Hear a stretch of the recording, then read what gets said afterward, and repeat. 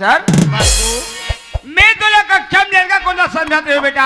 आज कक्षा में अव्वल नंबर से पास हो गए भग्गू। गुरुजी हाँ अव्वल काला कथे जी अव्वल नंबर यार बेटा। नहीं गुरुजी। अरे कक्षा में प्रथम से नीचे। अरे अरे अरे अरे अरे अरे अरे अरे अरे अरे कच्चा जाम झन खाबे रे छोटू, नहीं तो तोर पेट पिराही रे। और जींस वाली टूरिसन भी हाव झन करबे, नहीं तो दाई मरत ले ठठाई रे।